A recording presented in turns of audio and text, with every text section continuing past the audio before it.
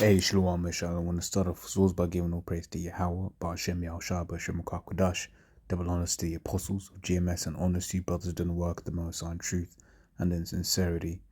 This one is, this one's inspired, you know, those ones you can't sleep, you just think and meditate on certain things. And then I was speaking to someone earlier on today, and that thing came up again, and this is whole thing about peaceful protesting, when there's the proof that E will set up loads of different controlled opposition, right?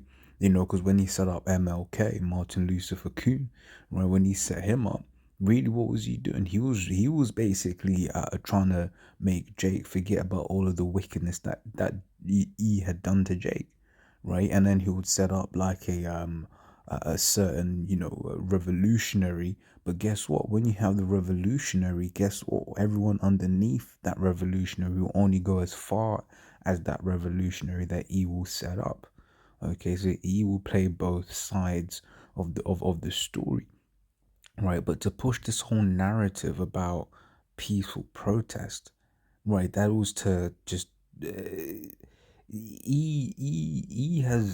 done some wickedness, man.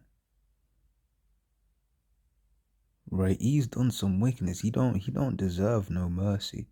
Right? He deserves everything that the Lord is coming to bring to him, right? For all of the wickedness that he has done to the children of Israel.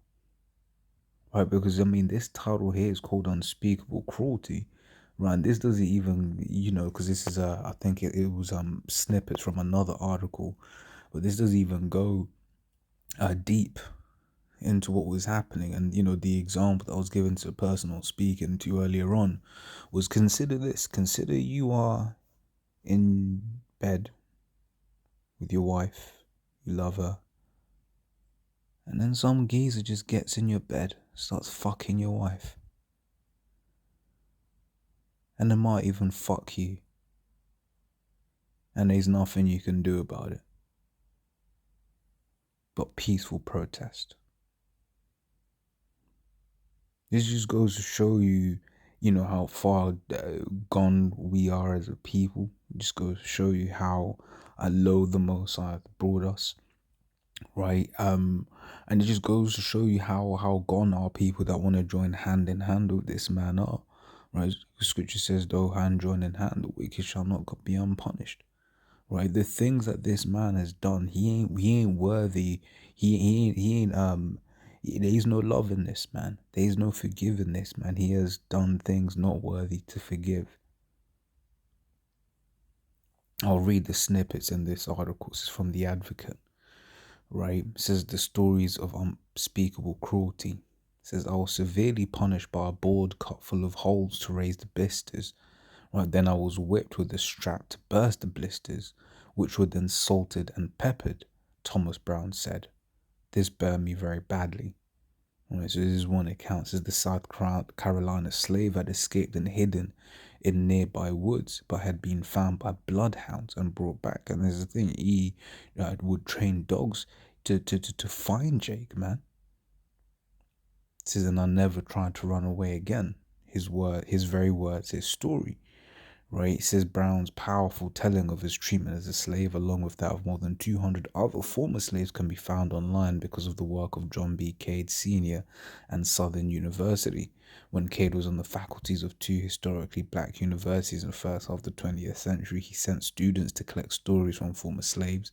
The narratives are in the Southern University library that is in Cade's name. For all practical purposes, though, the stories could have been locked in a vault. The collection has been sitting in the library for years and no one attempted to do anything about it, said Angela V. Proctor, University archivist and digital librarian at the library. He says that changed 3 years ago when Southern posted the narratives online. Now anyone with internet access can read what the slaves had to say.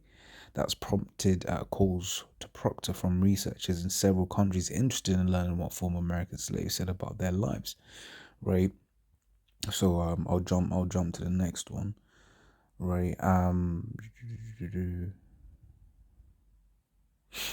Right. So this is, my master was so cruel to his slaves that they were almost crazy at times. right? Said Bill Collins, an Alabama slave born in 1846.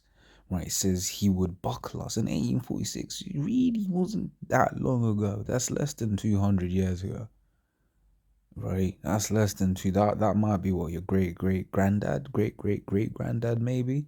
What, 46? This is someone was born in 46, right? And then what? Then let's say they lived to like 60, 70, 80.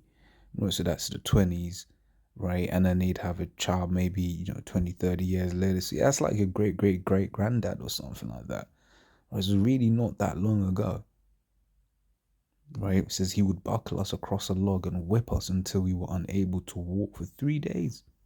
On Sunday, we would go to the barn and pray to God to fix some way for us to be freed from our mean masters. And hey, has the Most High got news for you, right? Because not only are we going to be freed from this man's, bondage, right, but we're also going to do the things that he hath done unto us, right? Your Lord is going to give us that power to exact judgment, right? Not no peaceful, bloody protest. The Lord is going to give us the power to do, to right the balance, okay, to correct the balance.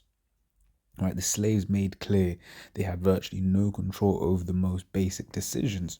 They needed permission to marry, and that's just like now, proving that we're still in slavery, right? Because they say you're married to one woman and you want to get married to another. Guess what? E doesn't allow you to do that, right? E makes it impossible for you to do that.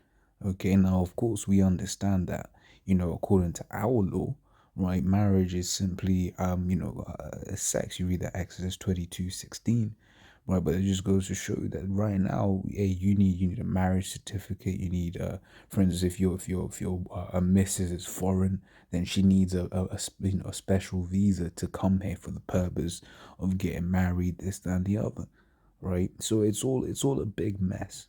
Okay. In some cases, owners decided which slaves could wed into whom. It was common for families to be broken up, and some members were sold to other owners. And you see E